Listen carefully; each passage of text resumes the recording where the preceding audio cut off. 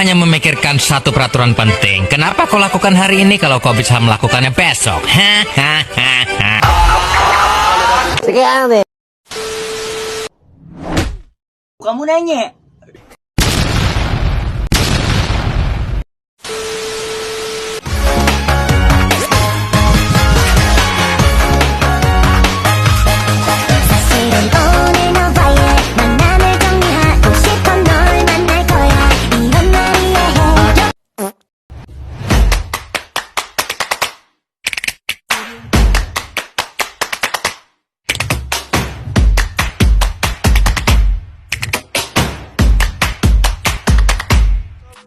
Assalamualaikum warahmatullahi wabarakatuh.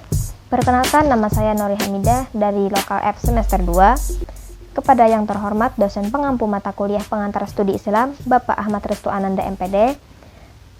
Pada kesempatan ini, izinkan saya untuk menjelaskan kembali isi dari makalah mata kuliah pengantar studi Islam dari kelompok 8 yang berjudul Pengertian Kajian Sirah Nabawi serta Tokoh Pengusung dan Orientasinya.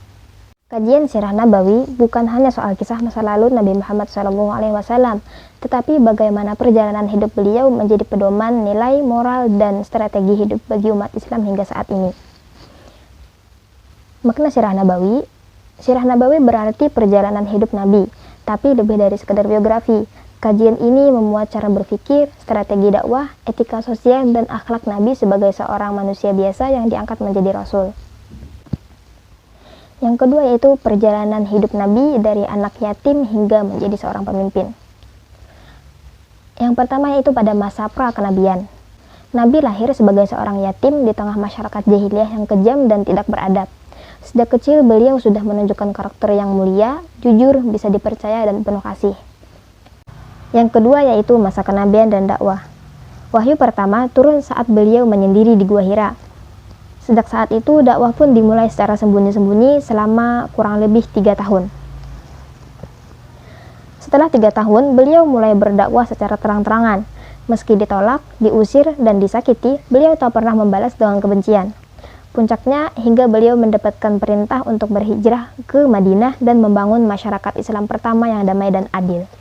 Yang ketiga yaitu masa penaklukan dan perpisahan. Dari Madinah, Islam menyebar ke seluruh Jazirah Arab. Fathul Makkah bukanlah sebuah peristiwa balas dendam, melainkan sebagai bentuk pembebasan dengan maaf. Haji Wada menjadi khutbah perpisahan, penuh pesan moral, sosial, dan keadilan. Kondisi kesehatan Nabi Muhammad menurun setelah melakukan Haji Wada. Tepatnya pada hari Senin tanggal 12 Rabiul Awal tahun ke-11 Hijriah, Nabi Muhammad SAW wafat pada usia 63 tahun. Yang ketiga yaitu para tokoh yang mewariskan Sirah Nabawi. Kajian sirah tidak berhenti hanya di generasi sahabat. Banyak tokoh setelahnya yang menuliskan dan menyusun sejarah hidup Nabi. Di antaranya yang pertama Urwah bin Zubair, yaitu muridnya Sayyidah Aisyah, istri Nabi. Yang kedua yaitu Ibnu Ishaq, penulis biografi lengkap pertama Rasul. Yang ketiga Ibnu Hisham, menyusun ulang dan menyempurnakan karya Ibnu Ishaq yang masih menjadi rujukan hingga saat ini. Yang keempat yaitu Ibnu Syihab Az-Zuhri yang menjadi pelopor kodifikasi hadirah, hadis dan sirah. Yang kelima At-Tabari memperluas sirah ke dalam sejarah umat Islam secara menyeluruh.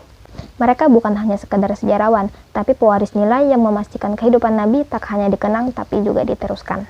Yang keempat yaitu mengapa kita harus belajar sirah Nabawi.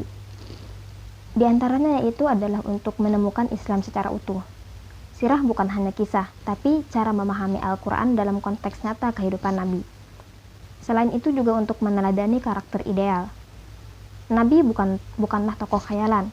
Nabi adalah manusia sejati yang bisa ditiru sebagai anak yatim, suami, pedagang, pemimpin, sahabat, bahkan seorang pejuang.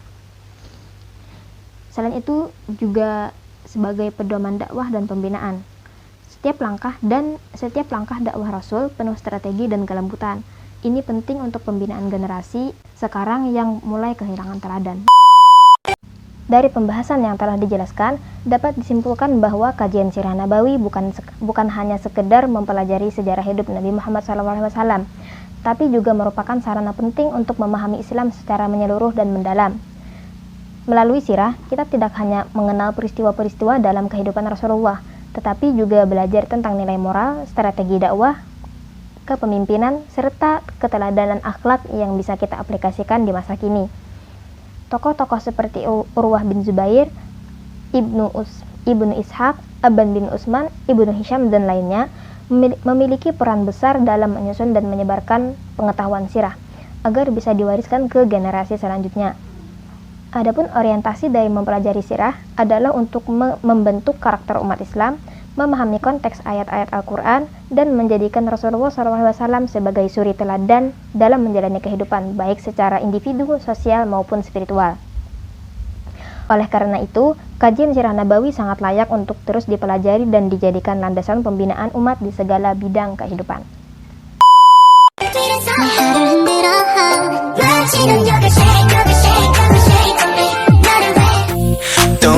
Don't get away, I gotta make I'm the one.